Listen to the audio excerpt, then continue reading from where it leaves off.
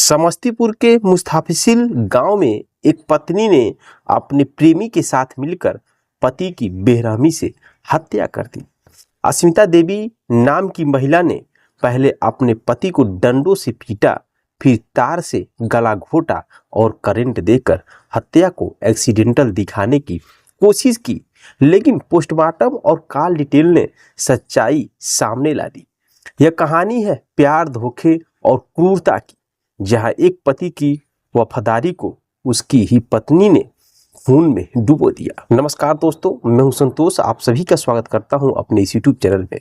दोस्तों, आज की सच्ची घटना एक पारिवारिक घटना है और इस पारिवारिक घटना को देखना, सुनना, समझना बहुत जरूरी है, क्योंकि आपके परिवार में कहीं ऐसी घटना न घटित हो जाए। तो चलिए कहानी की शुरुआत करते हैं। दोस्तों, घटना है समस्तीपुर की। समस्तीपुर के मुस्ताफिसिल गांव की वो रात जैसे किसी बुरे ख्वाब की तरह आई थी। गांव की गलियों में सन्नाटा पसरा था, लेकिन एक घर के भीतर ऐसा तूफान आया जिसने एक परिवार को हमेशा के लिए तोड़ दिया। सोनू झा 30 साल का एक मेहनती ई रिक्शा चालक, दिन भर मेहनत करता, थक हार कर लौटता घर। उसके पास बड़ा ख्वाब नहीं था, बस 2 बच्चों को पढ़ा लिखा कर अच्छा इंसान बनाना और अपनी बीवी अस्मिता देवी के साथ एक खुशहाल जिंदगी बिताना था। लेकिन उसकी किस्मत में शायद चैन नहीं लिखा था। शराब की आदत ने उसका जीवन तबाह कर दिया था। वो जानता था कि वह गलती कर रहा है, लेकिन चाहकर भी खुद को रोक नहीं पा रहा था। हर रात की शराब, हर सुबह की तकरार, हर दिन की दूरी ने उस रिश्तों को कमजोर कर दिया था जिसे कभी प्यार कहा जाता था। अस्मिता 27 साल की एक गृहिणी जो कभी सोनू से बेपनाह मोहब्बत करती थी, अब रोज के झगड़ों और तानों में घुटन लगी थी। उसने भी कभी सोचा नहीं था कि उसका रिश्ता ऐसा मोड़ लेगा जहां वह किसी गैर की बाहों में सुकून ढूंढेगी। फिर एक दिन उसकी जिंदगी में आया हरिओम, 25 साल का एक पढ़ा लिखा लड़का जो बच्चों को ट्यूशन पढ़ाने आया था, लेकिन बच्चों को पढ़ाते पढ़ाते अस्मिता के अकेलेपन को समझ गया और दोनों की बातचीत बढ़ी और धीरे धीरे रिश्ता जिस्म जज्बात की हदों को पार कर गया। कई बार अस्मिता ने खुद को रोका, लेकिन हर रात की मार, हर ताना, हर शराब की बदबू उसे उसके ओर खींचती चली गई, जहां उसे हरिओम की बातें सुकून देने लगी।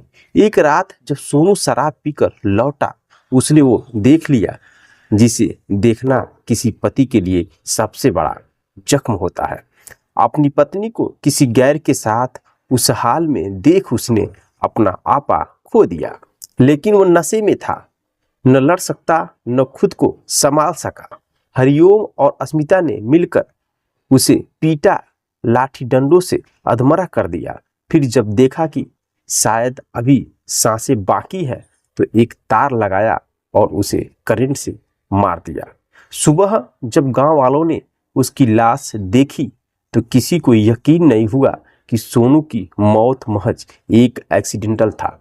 उसकी पीठ पर पड़े डंडों के निशान, गले पर पड़े खरोच, सब चीख चीख कर कह रहे थे कि यह कोई हादसा नहीं है, यह एक प्लान की गई हत्या है।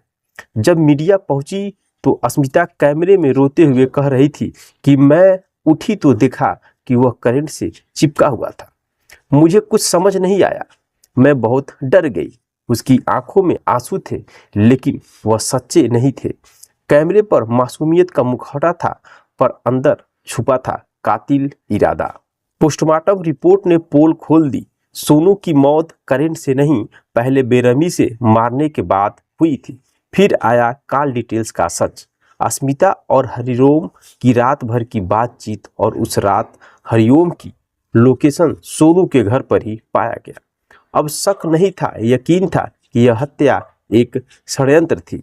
अस्मिता को गिरफ्तार कर लिया गया, लेकिन हरिओम जो इस हत्याकांड का मास्टरमाइंड था, अब भी फरार है।